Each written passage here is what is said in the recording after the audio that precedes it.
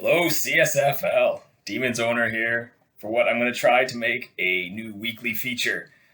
I'm going to be presenting quarterback of the week, offensive player of the week, defensive player of the week, and rookie of the week for you guys based on the last week's results. And last week had some great games, starting the season off strong. We had the Vipers getting revenge over the Scorpions in a great game, championship rematch to start the season. What a way to start the season. Dragons showing a new look offense with a big win over the Werewolves.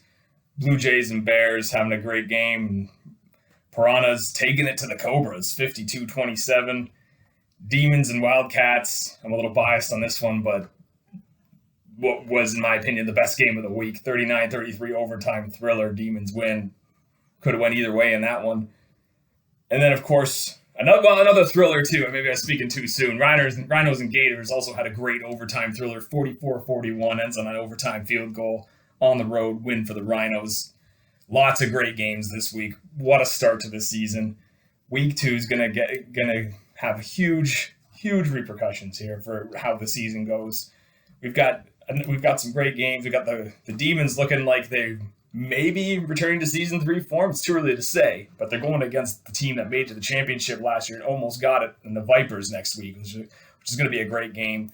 And then we've also got Piranhas, resurgent Piranhas, 52 points in week 1 against the high-flying Dragons, 45 points in week 1. These are two great matchups coming up in week 2, and I think those are going to be candidates for game of the week. But let's get to it. We've got quarterback of the week. And there's a lot of great choices I could have had for this one. I feel like Alonzo Graham of the Piranhas, like 6 touchdown passes, had a great game. And Eric Watson from my Demons also had a great game. He managed a fourth quarter touchdown with 7 seconds left, and he drove down and threw a nice touchdown pass to win it in overtime. Both had great games and great stats, but quarterback of the week goes to Alonzo Atkins of the Rhinos. 545 yards and 4 touchdowns, including an overtime drive to win in the game. Alonzo Atkins is your quarterback of the week. The next is offensive player of the week, which will be a non-quarterback position, and this one is an extensive list. There's so many players that had great games. Alan Dwight from the Rhinos, wide receiver, 7 catches, 125 yards, 3 touchdowns. Randy Dorsey from the Rhinos, 7 catches, 255 yards and a touchdown. Rico Bennett from the Gators, 23 carries, 172 yards, 2 touchdowns. These are just some candidates that I had to choose from. Shane Antoine had 11 catches on the day. He didn't get a touchdown, but 11 catches. Higgins from the Blue Jays, 144 yards and a touchdown. These guys were just all over the place. Strickland from the Bears, 6 catches, 244 yards and a touchdown. Fantastic outings all over the place. Shane Clemens from the Vipers Phil Clemens, from the Vipers was another choice that I was considering here. 132 yards on the ground, 2 touchdowns, and then he also had a reception for 12 yards. But my player of the week for offense is none of those great stat lines. It is Chauncey Preston of the Piranhas, who ended the week with 10 catches for 173 yards and 4 touchdowns.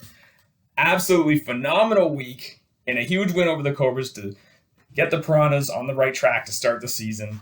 Chauncey Preston is your offensive player of the week. Congratulations, Chauncey Preston.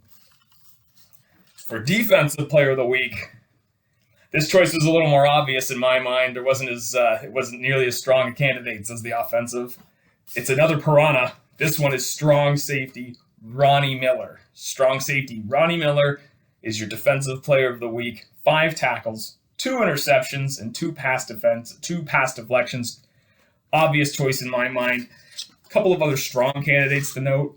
Glenn Anderson of the Wildcats had 9 tackles.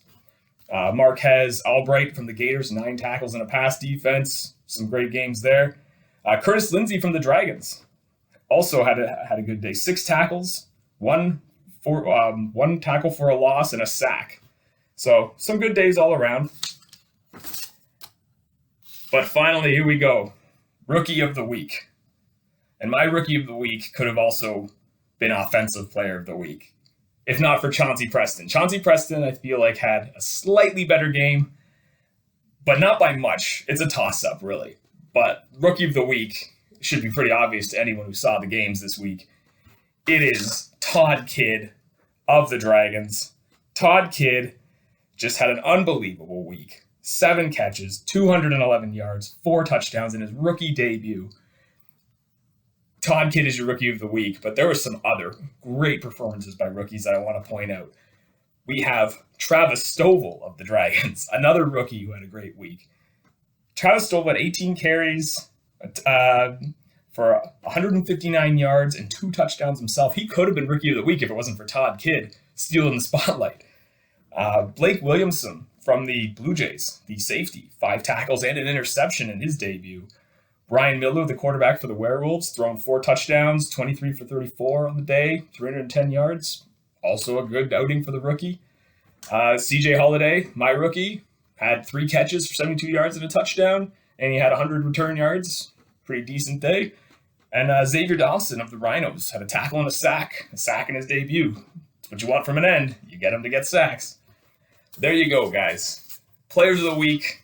To recap, quarterback of the week, Alonzo Atkins of the Rhinos. Offensive player of the week, Chauncey Preston of the Piranhas. Defensive player of the week, Ronnie Miller of the Piranhas. And rookie of the week, Todd Kidd from the Dragons. Hope you enjoyed it.